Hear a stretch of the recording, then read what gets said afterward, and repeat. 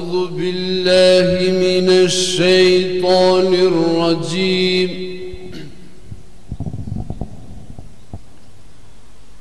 بسم الله الرحمن الرحيم. تبارك الذي بيده الملك وهو على كل شيء قدير.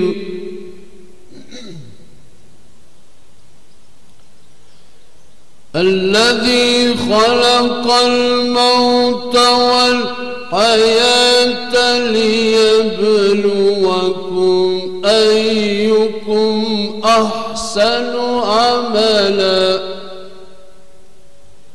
وهو العزيز الغفور. الذي خلق 7 سماوات طباقا ما ترى في خلق الرحمن من تفاوت فارجع البصر هل ترى من فطور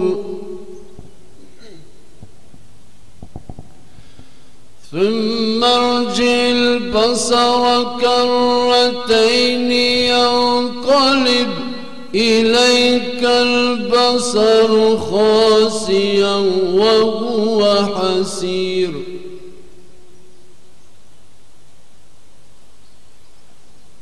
ولقد زينا السماء الدنيا بمصابيح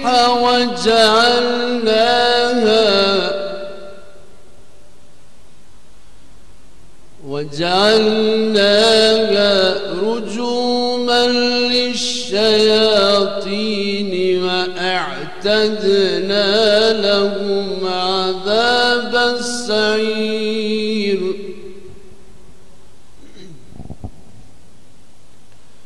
وللذين كفروا بربهم عذاب جهنم وبئس المصير. إذا ألقوا فيها سمعوا لها شهيقا وهي تفور تكاد تميز من الغيظ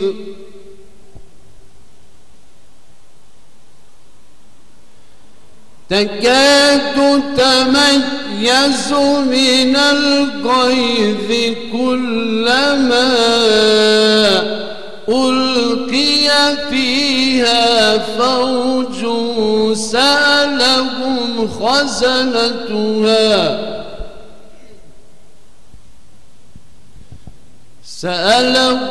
خزنتها ألم يأتكم نذير قالوا بلى قد جاءنا نذير فكذبنا وقلنا ما نزل الله من شيء إن أنتم إلا في ضلال كبير.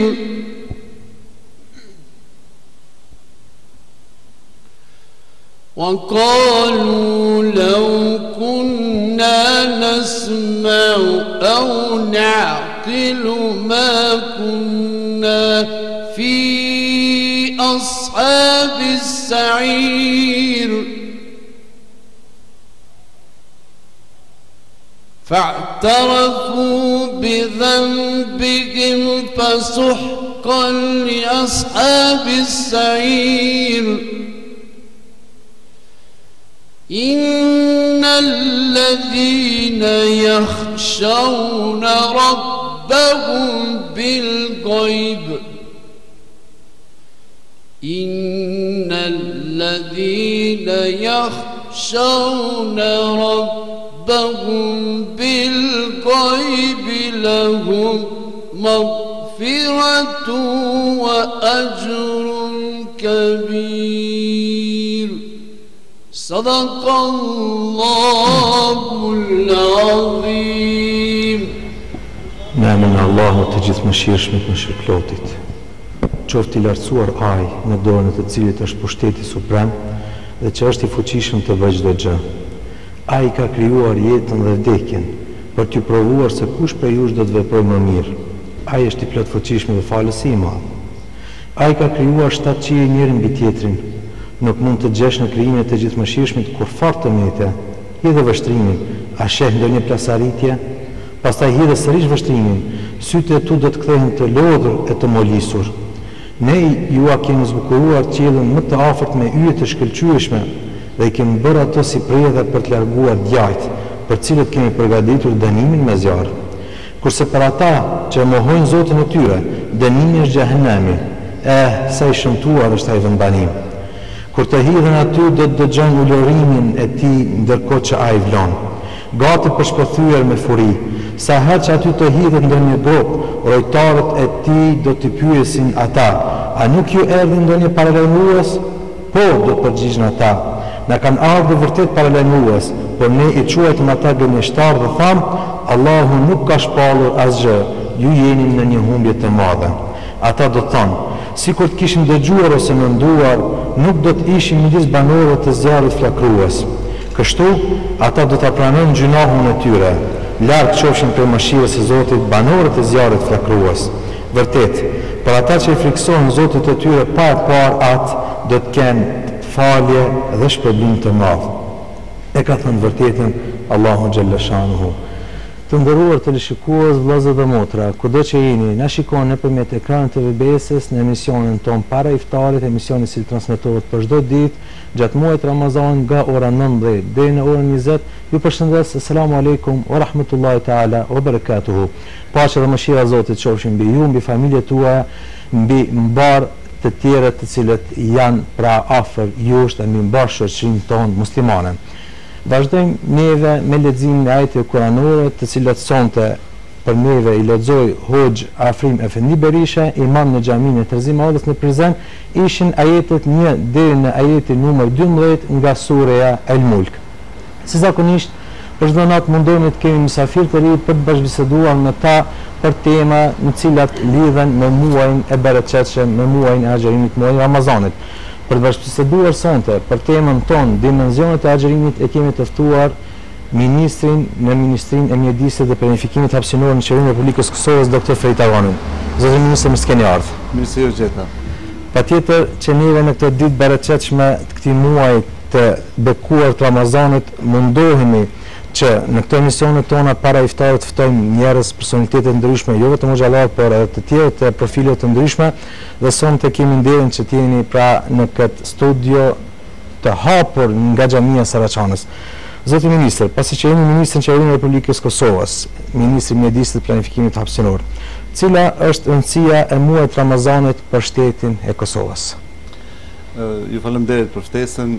Lejoni që në fillim të gjithë shoqëruesve të VBS-s të uroj të bëj për hajër muajin e bekuar të Ramazanit, të lutë Zotin e Madhërisëm të ketë pranuar agjërimin dhe gjithë adhurimin që kanë bërë në këto ditë deri më tani, dhe ta lutë atë që të lehtësoj agjërimin dhe t'u mësoj adhurimin edhe më të madh deri në fund të këtij muaji të bekuar, në mënyrë që të shijojmë të gjitha begatitë e tij.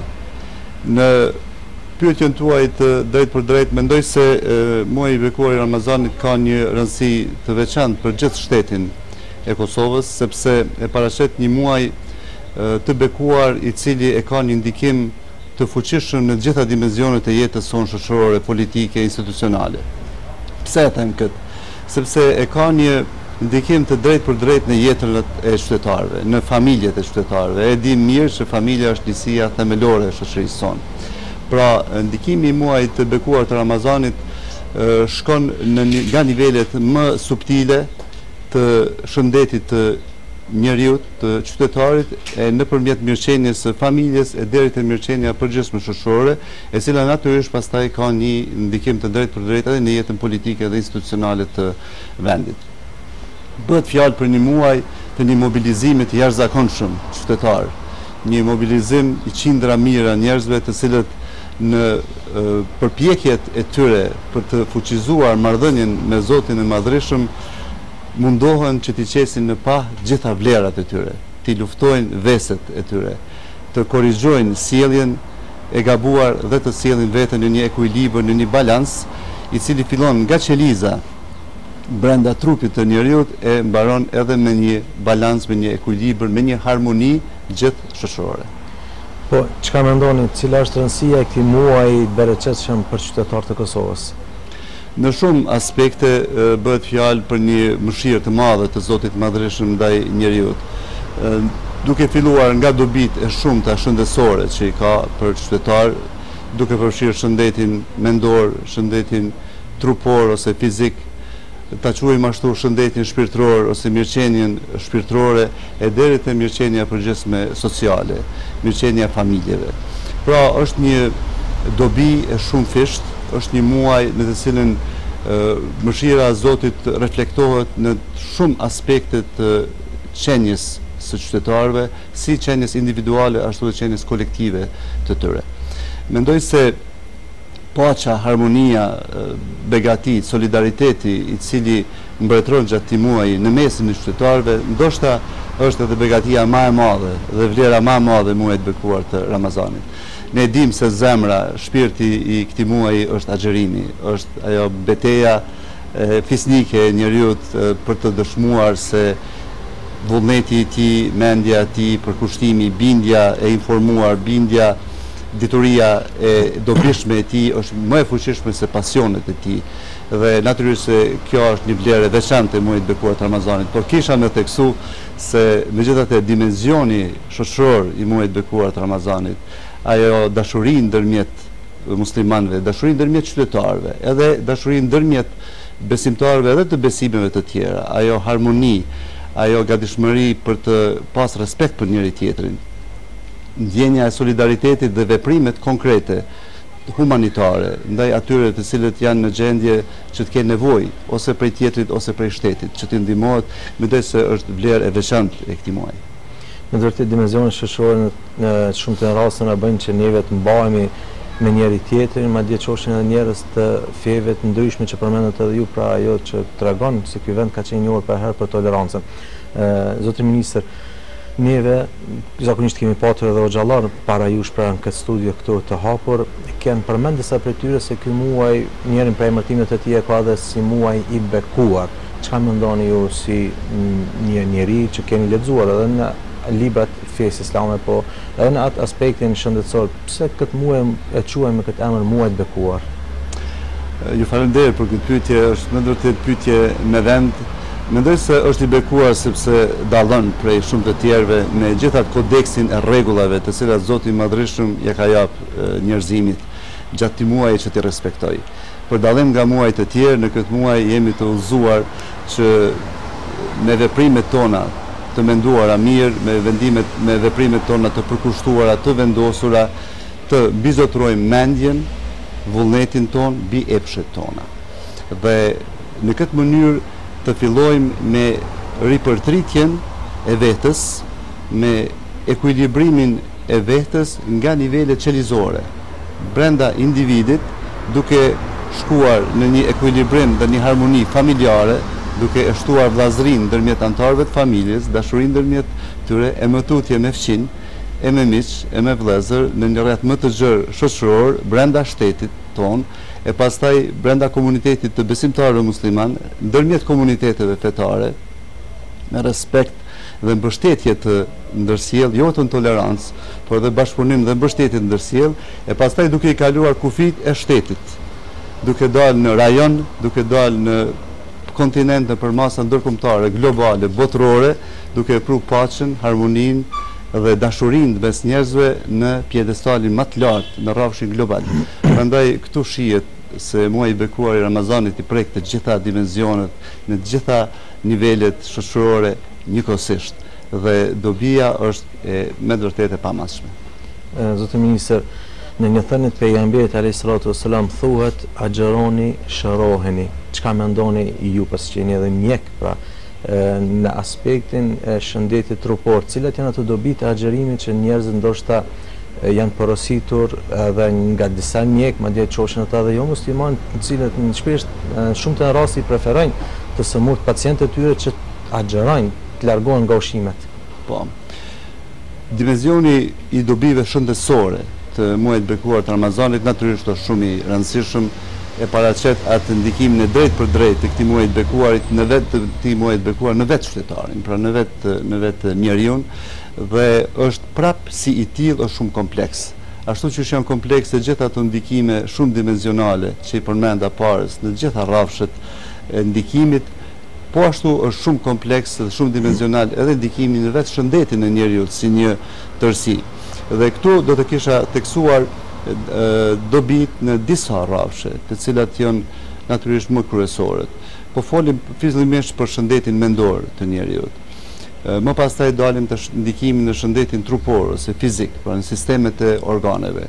Më tutje në mirëqenien shpirtërore të njeriut dhe ripërtritjen shpirtërore që e përjetojmë. Ose më mirë themi ashtu pastrimi shpirtëror të cilin e përjetojmë. Dhe natyrisht deri te mirëqenia sociale, si një dimension i shëndetit të njeriut. Dua të theksoj se ndoshta prej dobive më të mëdha që njeriu i ka gjatë këtij muaji të bekuar në aspektin shëndetësor është ky pastrimi shpirtëror që e përjetojmë. Shpirti si një kategori energjetike, ta quaj ashtu, për cilin edhe nga Zoti i Madhreshëm jemi të porositur se do të dim shumë pak, edhe si shkencë, edhe si profesion, është një realitet në cilin njeriu jeton dhe në përgjithësi qenia njerëzore. Dhe duhet kuptuar si një dhuratë të Zotit me lindje e cila jeton me njeriun në mënyrë të durueshme, duke i mbijetuar të gjitha ato mënyrat gabueshme të jetesës që njeriu i bën gjatë veprimtarisë së tij në këtë botë. Dhe gjatë këtij rrugtimi të njeriut, shpesh herë nën presionin e pasioneve, të epsheve, vjen edhe deri te ndotja e tij, pluhrosja e tij. Se shpirti nuk smuret, shpirti nuk është fizik, shpirti nuk mund të smuret, por mund të plohroset, mund të kontaminohet, në një mënyrë mund të ndotet, mund të jetë një ngarkesë, mund të mos jemi të kujdesshëm ndaj tij, mund të mos e ushqejmë me atë që vetëm ushqehet shpirti. Ky është adhurimi ndaj Zotit të Madhreshëm. Dhe gjatë këtij muaji të bekuar, me gjithë atë kodeks të rregullave të agjerimit, të adhurimit të shtuar nëpërmjet namazit të shtuar, me teravi, namaz, me lexim të Kuranit, me përmendje më të shpesh të Zotit të Madhreshëm, ne në esencë çka bëjmë, ne i mundsojmë shpirtit tonë që të pastrohet nga ajo ndotje e cila i ka ndodhur gjatë një viti. Mendoj se kjo është një dobi e jashtëzakonshme, sepse shpirti i pastër është ajo që Muhamedi alayhis salam dhe në hadithin e tij e ka thënë se paraqet bazën e shëndetit të mirë dhe të shërimit. Pra, pastrimi i shpirtit është parakushti për një shëndet të mirëfillt. E matutje mandej dalim në rrafshin fizik, të rrafshin trupor, janë sistemet e organeve që funksionojnë, të cilat janë të shumta. Ajo mrekulli e krijimit të organizmit njeriut e papërsëritshme dhe përfundimisht e krahasueshme vetëm me atë mrekullimin e krijimit të gjithësisë, si tërësi me atë harmoni të trupave qiellor, secili në vendin e vet dhe gjithmonë në lëvizje dhe asnjëherë pas një kolizion ndërmjet tyre. E njëjta gjë është reflektim i mikrokosmosit ton, i asaj mrekullie të funksionimit nivel të qelizave, të receptorëve, të neurotransmiterëve, të organeleve qelizore që bashkohen si qeliza në inde, si inde në organe, si organe në sistemet të organeve dhe si sistemet të organeve në një tërësi që quhet njeri. Gjatë këtij muaji të bekuar, çka ndodh një ekuilibrim i të gjitha proceseve fiziologjike në organizmin e njeriut, një pushim i sistemeve të organeve, një ripërtritje e tyre, një sjellje e atij softverit të mrekullueshëm të funksionimit të brendshëm në një ekuilibër fillestar. Dhe natyrisht se në këtë funksionim vjen edhe deri te ripërtritja e shëndetit. Dhe në mas të madhe edhe parandalimi shumë smundjeve dhe tek shumë smundje edhe shërimi i tyre. Për të dalë matutje, për të mos u ndalë, ndoshta gjatë bisedës më vonë mund të ndalim në aspektet veçanta të shëndetit fizik, sepse vetëm dobit në shëndetin trupor i kërkojnë disa emisione për të ndalë, për të shpjeguar në mënyrë më detaje. Por po them, po dalë edhe te shëndeti, dimensioni i tretë i shëndetit, e ky është shëndeti mendor. Mendoj se dobit në rrafshin e shëndetit mendor janë të jashtëzakonshme. Dhe këtu edhe si ekspert i lamis, i cili që 31 vite është në fushë dhe kam pas rastin që të jem me shumë pacient, me mira pacient në jetën time profesionale, shumë herë jam bindur se ata qytetar, ata njerëz të cilët e kanë pas të formuar atë infrastrukturën shpirtërore të tyre, ata të cilët e kanë pas shëndetin shpirtëror të plot, që kanë pas një përkushtim një devotshmëri të dëshmuar dhe të cilët i kanë ja pranësi qenies së tyre shpirtërore, gjithmonë kanë pas më lehtë mundësi që t'i kalojnë problemet e tyre mendore. E di mirë në çfarë kohe po jetojmë. Po jetojmë në kohën e një dinamike të jashtëzakonshme. Shkalla e stresit të njeriut bashkëkohor është enorme. Njeriu është i ballafaqsuar me gjendje të ankthit nga dita në ditë. Dhe gjithë kjo ndikon shumë që fuqitë e tij mbrojtëse, mekanizmat e tij mbrojtës të jenë të lodhur, të jenë të mbizotruar shumë herë nga problemet e shumta sociale me të cilat po jetojmë. E di mirë shkallën e papunësisë, e di mirë shkallën e varfërisë, një pjesë të madhe të popullatës, një masë të madhe edhe shkallën e paperspektivës. Sa i përket punësimit të tërë, sa i përket mundësive të studimeve, të shkollimit matutjetshëm e tjerë. Pra kjo shkallë e lartë e ankthit i dobëson mekanizmat mbrojtës të personalitetit dhe mundëson që epshet e njeriu të mbizotrojnë. Dhe kjo ka posaçërisht rëndësi te rinia, e cila është natyrisht me mungesë të përvojës dhe e cila presioneve epshore ju ballafaqohet më vështirësi për shkak të moshës së tyre, për shkak të dinamikës së organizmit të tyre dhe dinamikave sociale në cilat po jetojmë.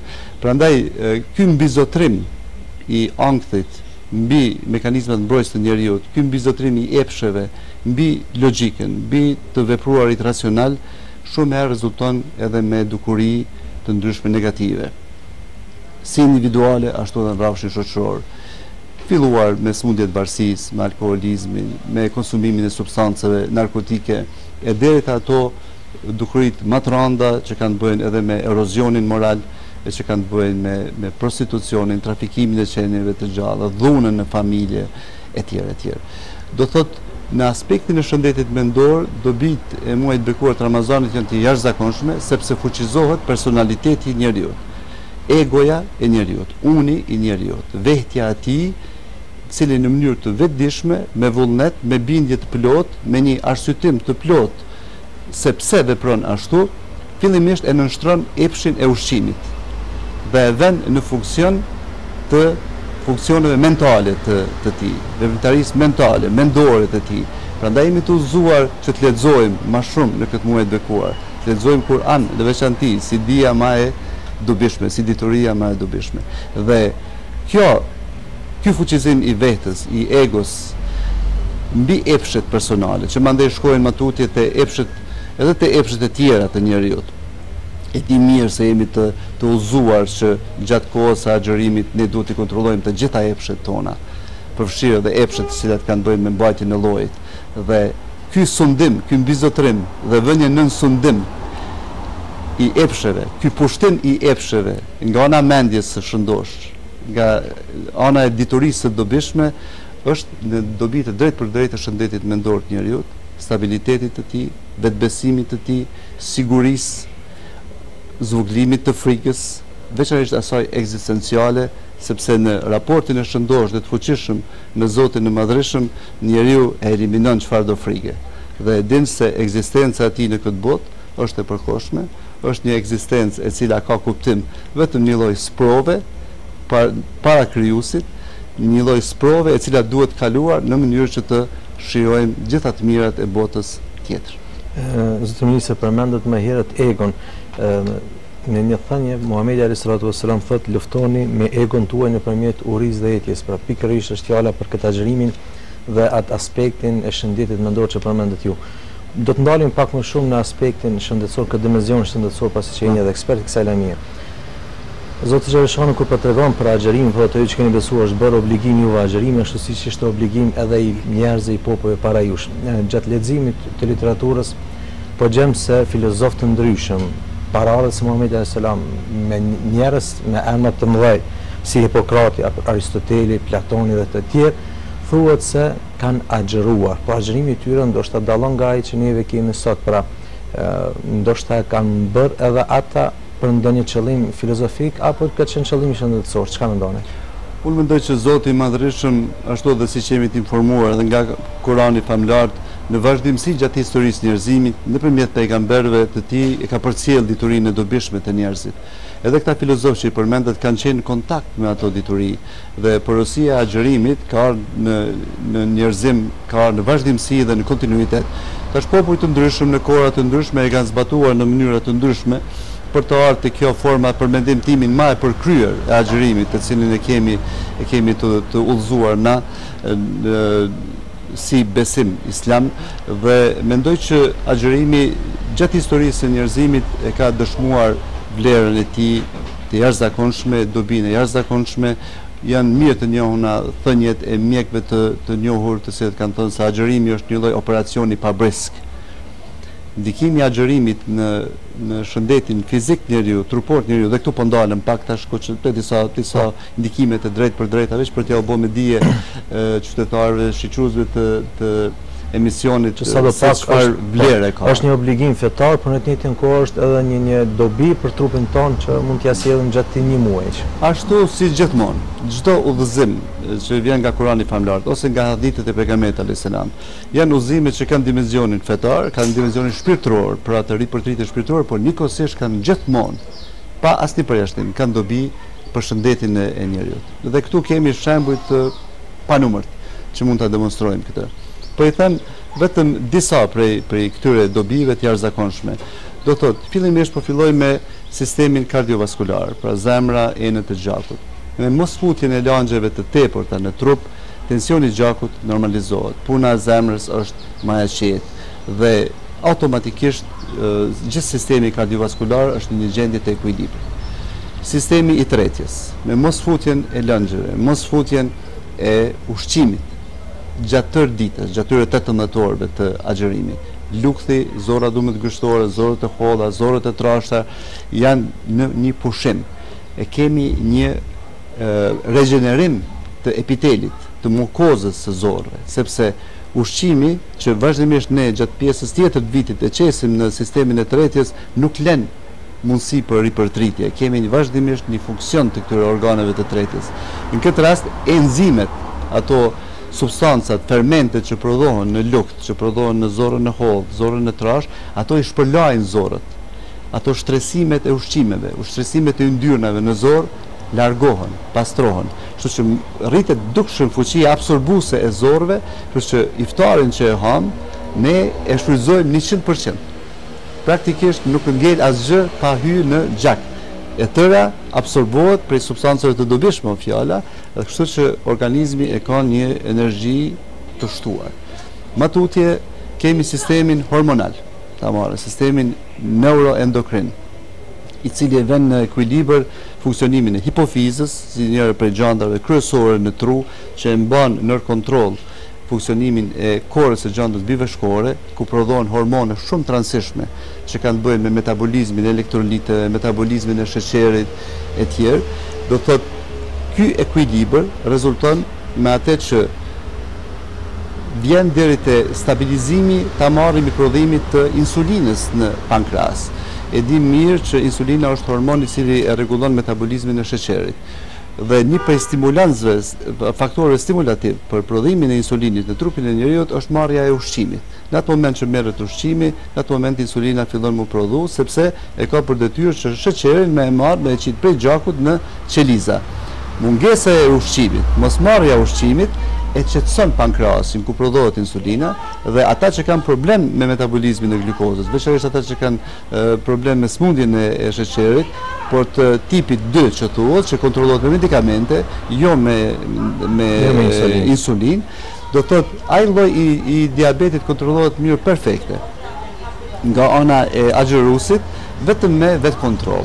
E këtu e kisha shtu tash, është e pamundur me ndash, po shihni shëndetin fizik për ati mendor, e kisha shtu elementin e stresit dhe ankthit, sepse shumica e madhe e smundjeve bashkohore, që për shembull qytetarët tonë i kanë, për shembull smundja e sheqerit e përmenda, tensioni i lartë i gjakut, hipertireoza ose hipotireoza, për smundjet e ndryshme alergjike, astma bronhiale, problemet prej më të ndryshme me sistemin e tretjes, hemoroidet, etj. Janë smundje psikosomatike. Pse quhen smundje psikosomatike?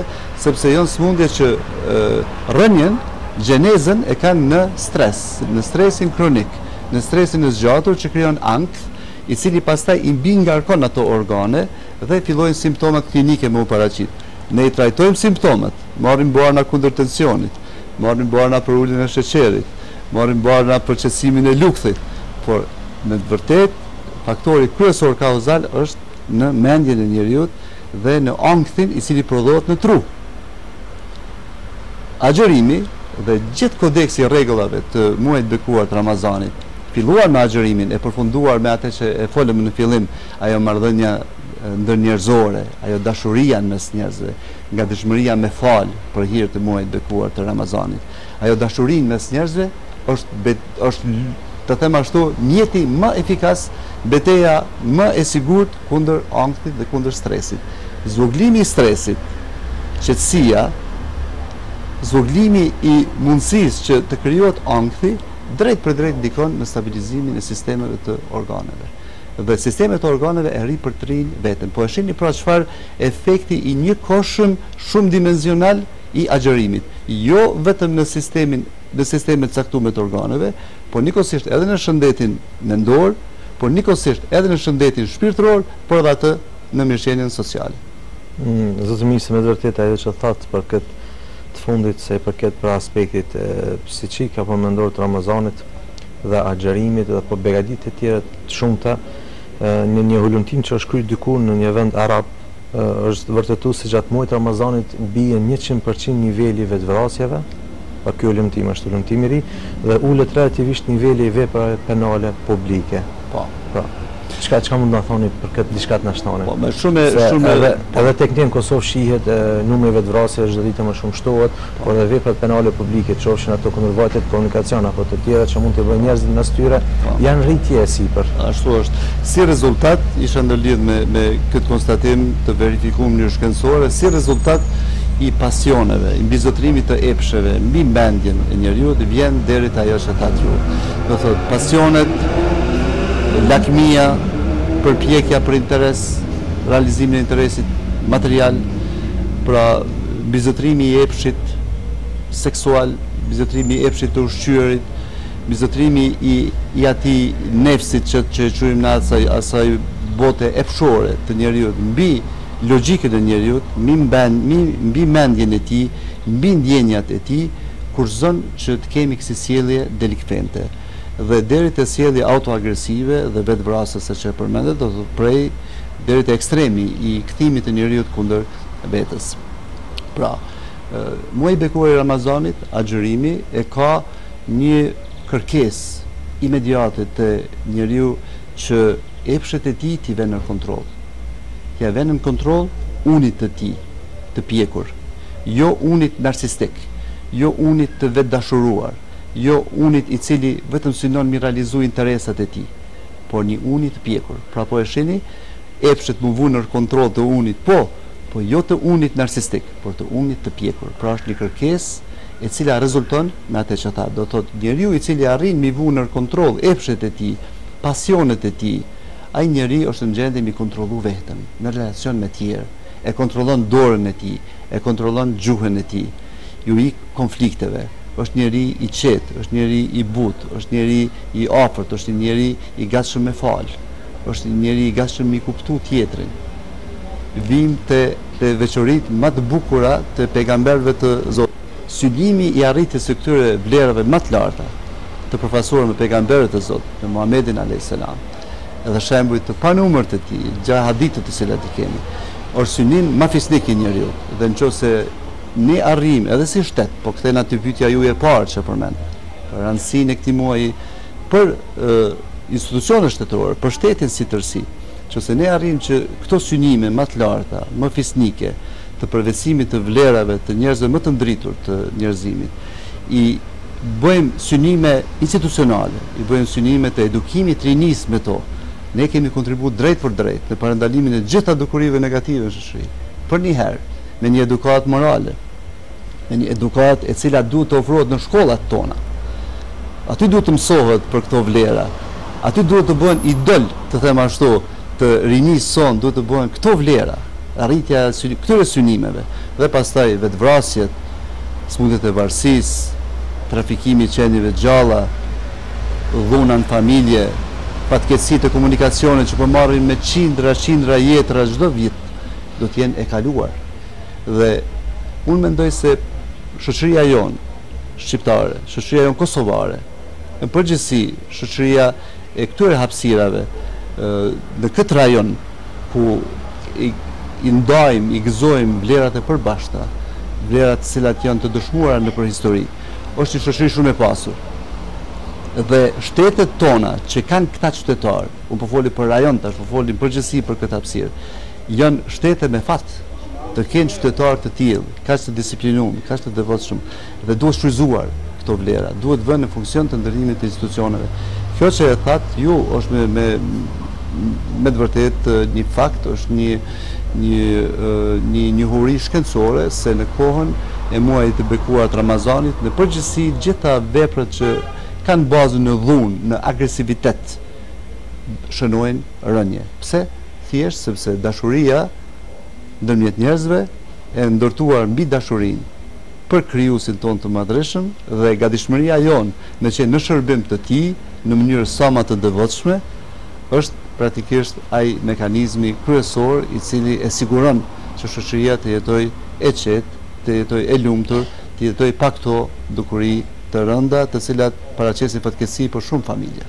Dhe zote që kjo qetësi shpirtërore por edhe trupore nga njerëzit dhe largime nga këto vese të këqija të vazhdojë pas Ramazanit dhe e mbar bota të jetojnë një rahati duke mos patur sofar traziesh dhe lufta mes tyre. Inshallah.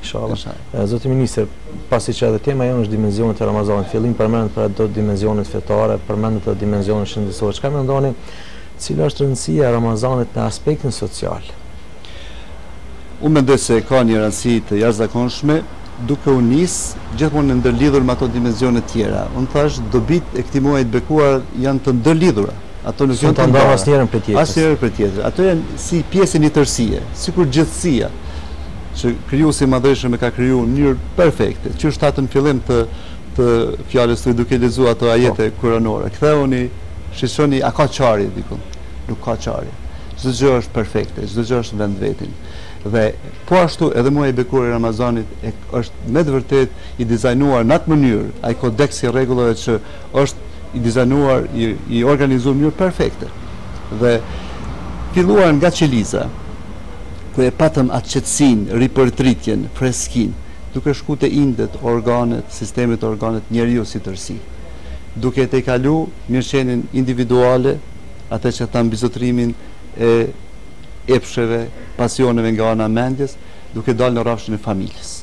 Familja e lumtur, stabile, me dashuri ndërmjet anëtarëve, me respekt njëri tjetrit, duke pas kujdes, jo vetëm në ushqim, po dhe në gjuhën tonë, po dhe në shikimin tonë, po dhe në gjitha shqisat tona, duke e rrit dashurinë mes nesh, duke e pa vllaun, duke e pa motrën, duke e pa prindin, duke e pa fëmijën, duke pas kohë për ta, sepse jemi të kthyer ka njëri tjetrit.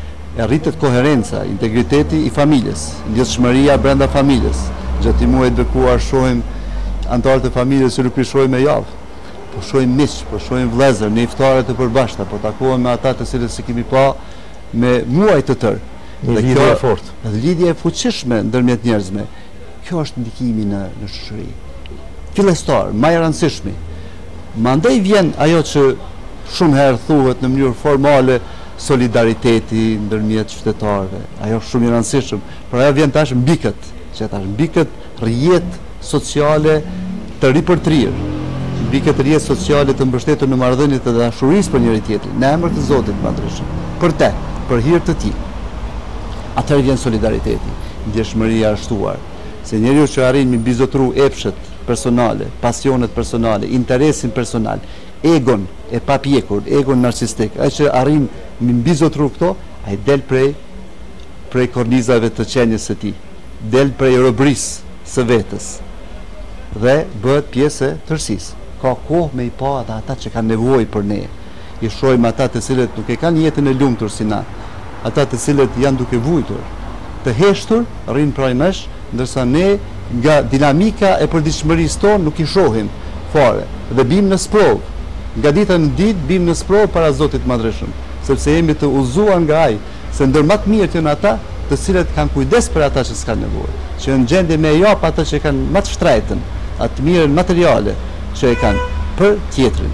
Dhe ky solidaritet që shtuar, kjo gatishmëri me qenë me nevojtarët, përfshirë edhe deri te sadekatul fitri, deri te pagesa e zakatit, konkretisht nxjerrja e paras për xhepit, asaj pasurie të tepërt dhe pastrimit të fitimit ton që kemi realizuar gjatë vitit. Mua ashtu qysh e synoj me pastru shpirtin ton, me agjerim dhe me gjithë këtë ibadet, adhurim që bëjmë gjatë muajit bekuar, unë mendoj se është kulmi i atyre dobive sociale, shoqërore të muajit bekuar të Ramazanit. Po e shihni, janë shtresa të tëra të dobive sociale, dobive shoqërore. Dhe unë po them, është i lumtur ai shtet që ka qytetar të tillë. Dhe ai shtet duhet bërë çmos që këtyre qytetarëve t'u krijohet gjitha kushtet që ata të prosperojnë, që ata t'i ruajnë vlerat e tyre, që ata këto vlera t'i vëjnë në funksion të shtetëndërtimit. Është interesi i shtetit me pas qytetar të tillë. Pra dobia shoqërore është e jashtëzakonshme. E pastaj dalim prej kufive të shtetit ton, dalim në rajon, dalim ndërmjet shteteve, marrëdhënie ndërshtetërore. Mbrëmë isha në Kaçanik. Kaçaniku u bë pjesë e karavanit të vllazërisë, të organizuar nga komuna e Bayrampashës në Turqi, që ka filluar në Bosnjë, shkon nëpër Kosovë, e Malzi, e në Shqipëri, e Maqedoni, mbi 5.000 qytetarë në një iftar të përbashkë, me miqët, me vëllezërit tonë nga Turqia këtë rast. Pra, fuqizim i lidhjeve ndërmjet popujve tash, jo vetëm brenda familjes, jo vetëm brenda shoqërisë, jo vetëm brenda shtetit tonë, jo vetëm brenda kombit tonë, në Shqipëri, në Maqedoni, në Lugim Preshevës, në Maltezi, po edhe përtej suazave të kombit tonë, ndërmjet popujve, me popujt e tjerë, të cilët ndajmë vlera të përbashkëta. Dhe po shihet pra një dimension global shoqëror, global ndërkombëtar, nëpër masa planetare, një dobi e cila nuk matet tash, nuk matet me asgjë. Zoti ministër, pasi që jeni edhe ministër, keni edhe angazhime tjera që i bëni pranë punët tuaja profesioniste. Desha t'ju pyes si ndikon agjerimin punët tuaj zyrtare, se ndoshta shpesh ankesat më të mëdha që na bëjnë zyrtarët e lartë qeveritar, por të tjerë komunal janë nga ato që nuk mund të agjerojnë për shkak të angazhimeve të shumta, punëve të shumta, vendimare të gjëra të shumta, arsyetime ndoshta mund të jenë pa baza.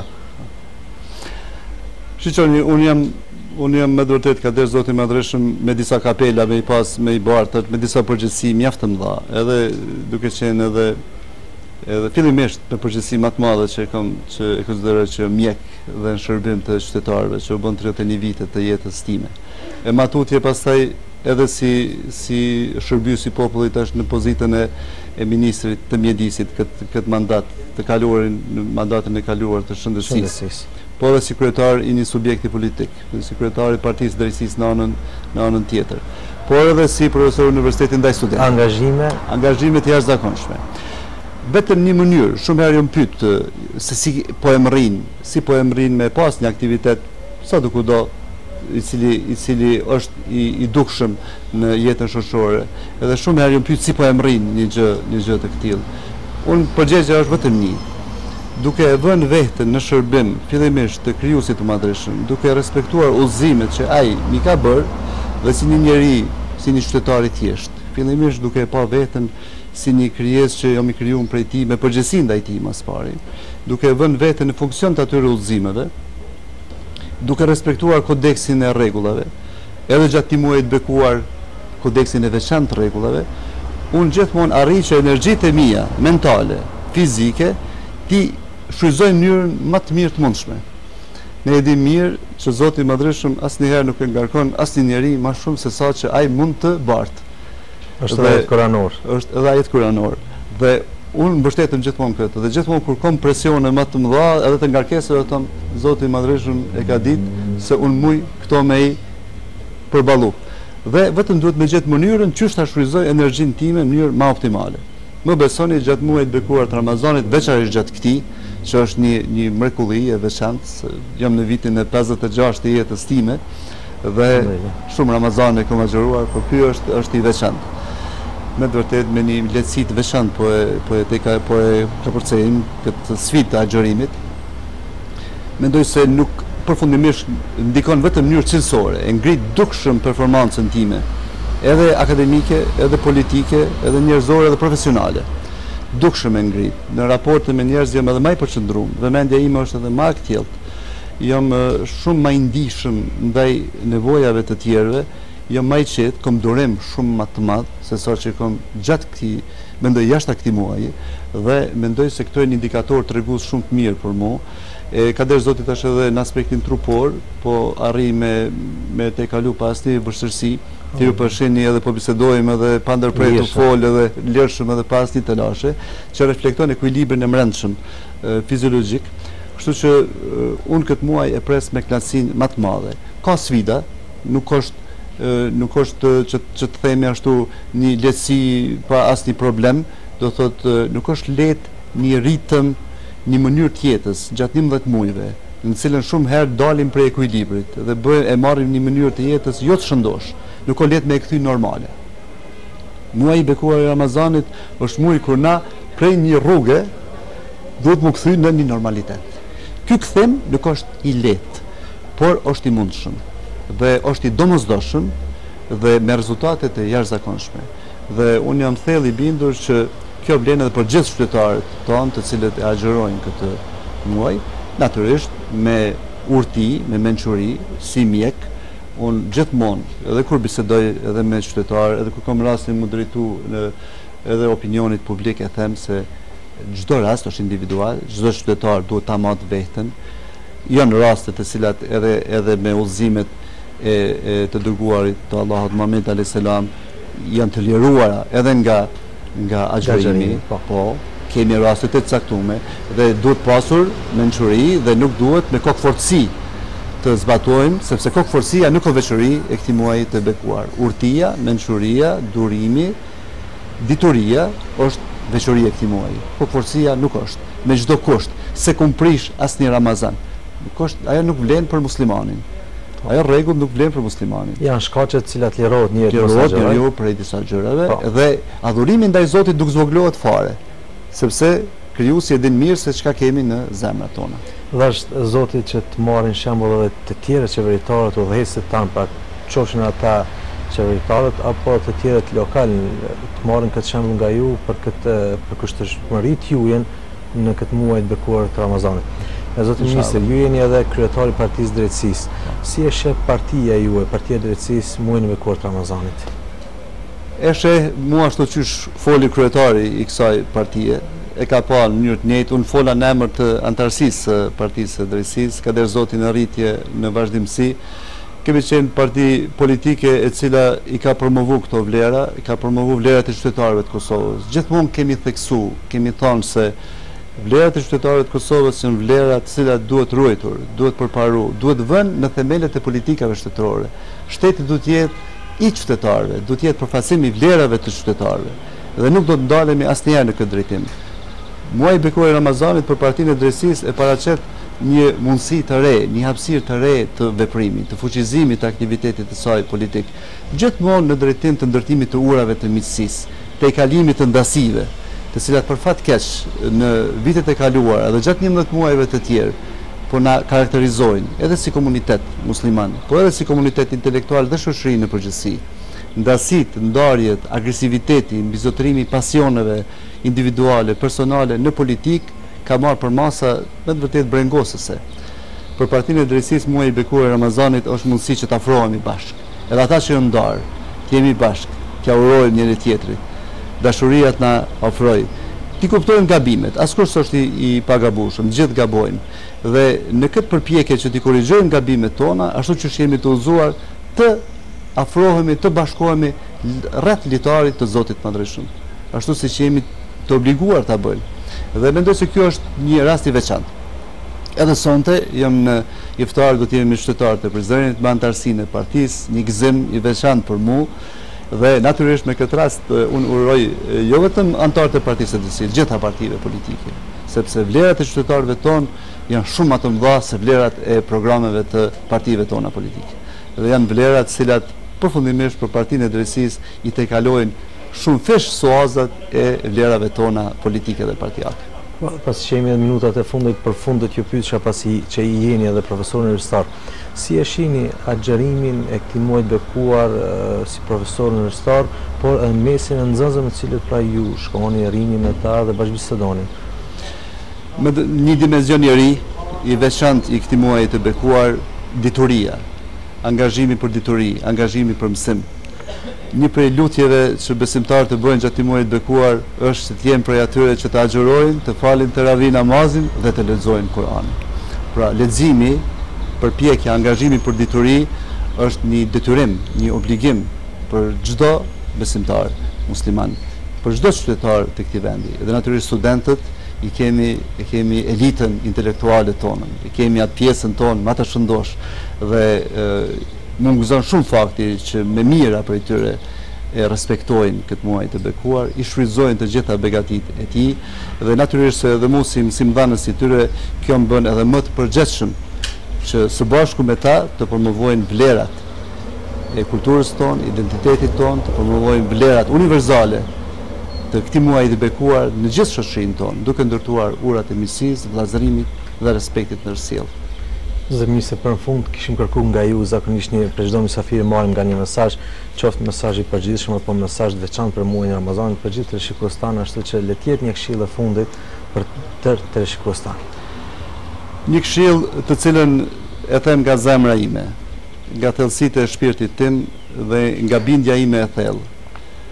E lut çdo qytetar të Kosovës, e lut çdo besimtar që të respekton njëri tjetrin, ta dojmë njëri tjetrin, të shohim anë pozitive të njëri tjetrit, mos i shohim anë negative.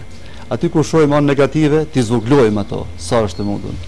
T'i lëm anash pak, provojmë t'i shohim çka na bashkon, cili është emrusi i përbashkët i joni.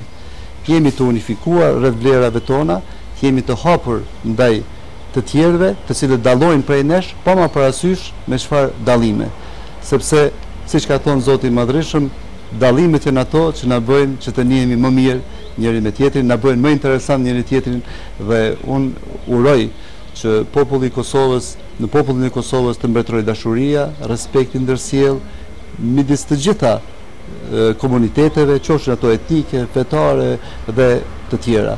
Të punojmë së bashku dhe mbi këtë bazë të dashurisë së përbashkët të ruajmë vlerat tona, të përparojmë vlerat tona dhe të jemi të bashkuar.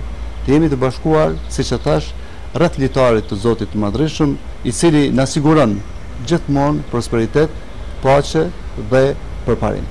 Zotë Mirëse, edhe një herë në emër tim personal dhe në emër stafit të VBS-s, ju falenderoj për kohën që gjetët edhe dhe sonte me të vërtetë na freskut në këtë fjalë, jo vetëm sa i përket aspektit islam, por përfshin edhe dimensionet shoqërore, dimensionet sociale, dimensionet shëndetësore mbi gjitha pra ato që ishit ju dhe si një person zyrtar pra mundjet tuaja gjatë këtyre ditëve të Ramazanit, tregut ato lehtësira që Zoti u ka dhënë dhe ato punë tuaja që i bënin pa kurrë farë.